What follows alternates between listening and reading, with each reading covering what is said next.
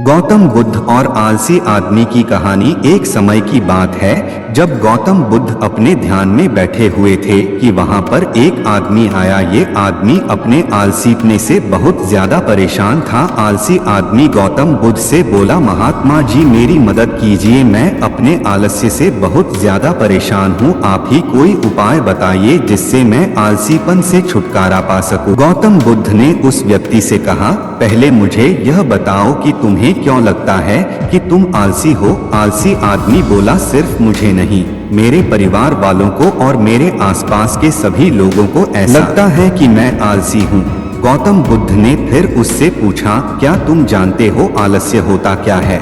आलसी व्यक्ति बोला, नहीं मैं नहीं जानता, किंतु मैं इतना जरूर जानता हूँ कि आलस्य बहुत बुरी चीज है। इसकी वजह से मुझे बहुत नुकसान हुआ है जीवन में। गौतम बुद्ध बोले, जिस परेशानी से तुम छुटकारा पाना चाहते हो पहले उसके बारे में पूरी जानकारी ले लोगे तो उससे छुटकारा पाना आसान हो जाएगा। आलसी व्यक्ति बोला, भगवान इतनी बुद्धि तो मुझ में नहीं है, आप ही मुझे इस समस्या के बारे में जानकारी दीजिए। गौतम बुद्ध बोले, आलस्य एक मानसिक अवस्था है, एक विचार है जिसे जाने अनजाने में हम खुद ही जन्म देते हैं। आलस्य दो मूलभूत कारणों की वजह से ही जन्म लेता है, एक है शारीरिक और दूसरा मानसिक। शारीरिक कारणों में पहला कारण है गलत तरह का भोजन। हम सभी जानते हैं कि हमारे शरीर को भोजन से ऊर्जा मिलती है और यह ऊर्जा सजीव चीजों से मिले तो अच्छी, यानी कि प्राकृतिक रूप से जो हमें भोजन की वस्तुएं प्राप्त होती है उनसे अगर यह ऊर्जा मिले तो हमारा शरीर इससे अच्छी ऊर्जा प्राप्त करता है। इससे उलट यदि हम निर्जीव वस्तुओं से ऊर्जा प्राप्त करते हैं यह हमें आलस्य की ओर लेकर जाती है। दूसरा कारण हमारी शारीरिक गतिविधियां भी हमें आलस्य के चंगुल में फंसा सकती है। गौतम बुद्ध ने आलसी व्यक्ति को अपने शिष्यों की तरफ इशारा करते हुए कहा कि देखो, इनके चलने फिरने बैठने के तरीकों में तुम्हें कुछ अलग नजर आ रहा है। जब आलसी व्यक्ति कुछ समझ नहीं पाया तब गौतम बुद्ध ने उससे कहा, मेरे शिष्य जब भी बैठते हैं तो वे रीढ़ की हड्डी को एकदम सीधा रखते हुए बैठते हैं। चलते हैं तो उनके दोनों पैरों के बीच अच्छे से संतुलन बना रहता है और जब वह सोते हैं तो उनका शरीर एकदम शिथिल रहता है। ऐसा करने से उन्हें रात्रि में एकदम सही तरीके से नींद आती है। आलसी व्यक्ति बोला, लेकिन नींद तो आलस्य का की एक स्वरूप है। बुद्ध बोले, हाँ, अगर उसे ज्यादा मात्रा में लिया जाए तो। बुद्ध ने इस बात को आगे बढ़ाते हुए कहा, नींद कम मात्रा में लोगे तो तुम्हें अगले दिन थकान महसूस होगी और ऐसा करने से ज्यादा आलस्य शरीर में आएगा। नींद ज्यादा लोगे तब भी यही परिणाम होगा। इसीलिए नींद को ना ज्यादा ना कम, एकदम सही मात्रा में लेना अति आवश्यक है। आलसी व्यक्ति बोला, हाँ, यह तो मैंने भी अनुभव किया है। बुद्ध बोले, अब मानसिक कारणों के बारे में जान लो। मानसिक कारणों में सबसे पहले हैं हमारी पुरानी गलत धारणाएं। अक्सर ऐसा होता है कि हम पहले जिन कामों में असफल हो चुके हैं हमारे अंदर ऐसी भावनाएं बन जाती है कि हम उस काम में हमेशा असफल होते रहेंगे, जिस वजह से हमें उस काम को करने में आलस आता है। ऐसी धारणाओं से छुटकारा पाने का एकमात्र उपाय यह है कि हमें अपने मन को यह समझाना चाहिए कि पिछली बार हम जब उस काम में असफल हुए थे तो हम उसके बारे में जितना जानते थे अब हम उस काम के बारे में उससे ज्यादा जानते हैं, क्योंकि असफल के बाद हम उससे काफी कुछ सीखे भी है।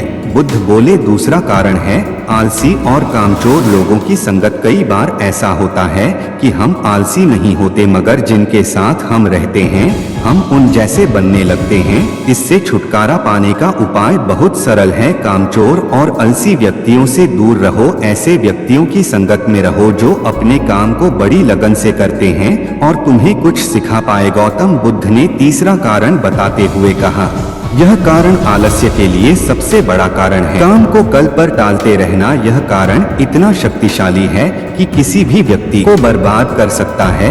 इससे बचने का सबसे आसान उपाय यह है कि जो काम जितनी जल्दी संभव हो उतनी जल्दी कर दिया जाए।